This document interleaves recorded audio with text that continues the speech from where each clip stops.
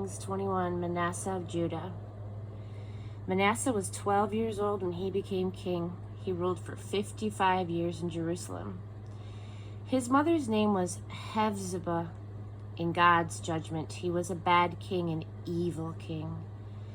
He reintroduced all of the moral rot and spiritual corruption that had been scoured from the country when God dispossessed the pagan nations in favor of the children of Israel. He rebuilt all of the sex and religion shrines that his father Hezekiah had torn down, and he built altars and phallic images for the sex god Baal and the sex goddess Asherah. Exactly what Ahaz, king of Israel, had done. He worshipped the cosmic powers, taking orders from the constellations.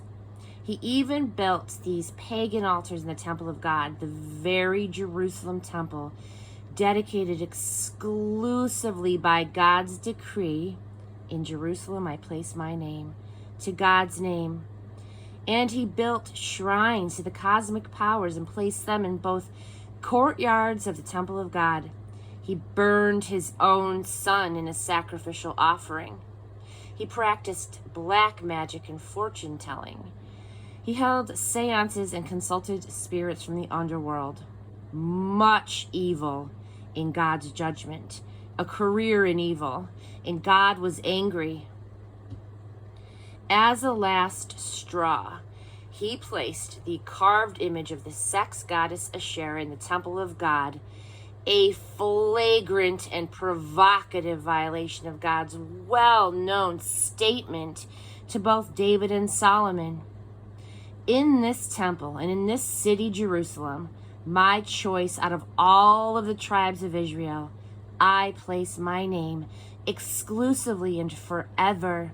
Never again will I let my people Israel wander off from this land that I gave to their ancestors. But here's the condition.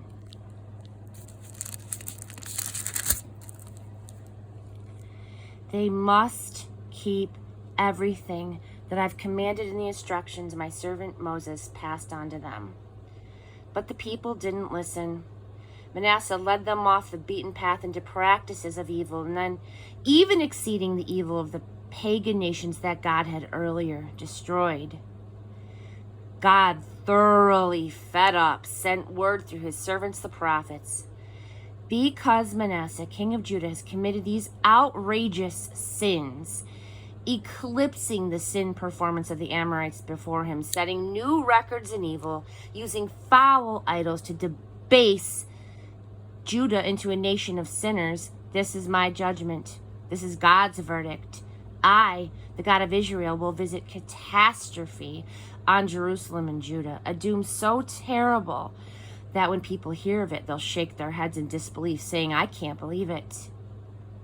I will visit the fate of Samaria and Jerusalem, a rerun of Ahab's doom. I will wipe out Jerusalem as you would wipe out a dish, wiping it out and turning it over to dry. I'll get rid of what's left of my inheritance, dumping them on their enemies. If their enemies can salvage anything from them, they're welcome to it. They've been nothing but trouble to me from the day their ancestors left Egypt until now. They pushed me to my limit.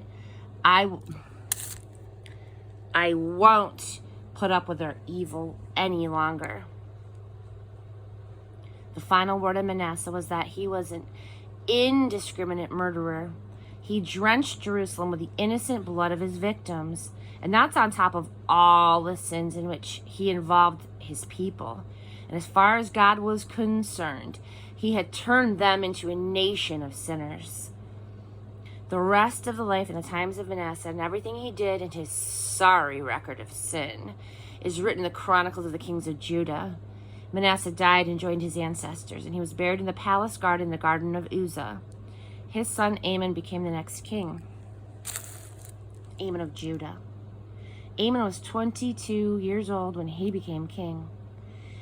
He was king for 2 years in Jerusalem. His mother's name was Meshullemeth, and the daughter of Haruz. She was from Jotbah. In God's opinion, He lived an evil life, just like his father Manasseh. He followed in the footsteps of his father, serving and worshiping the same foul gods that his father had served. He totally deserted the God of his ancestors, and he did not live God's way. Amon's servants revolted and assassinated him, killing the king right in front of his own palace. But the people in their turn killed the conspirators against King Amon, and they crowned Josiah, Amon's son, as king. The rest of the life and the times of Amon is written in the Chronicles of the Kings of Judah, and they buried Amon in his burial plot in the Garden of Uzzah. His son Josiah became the next king.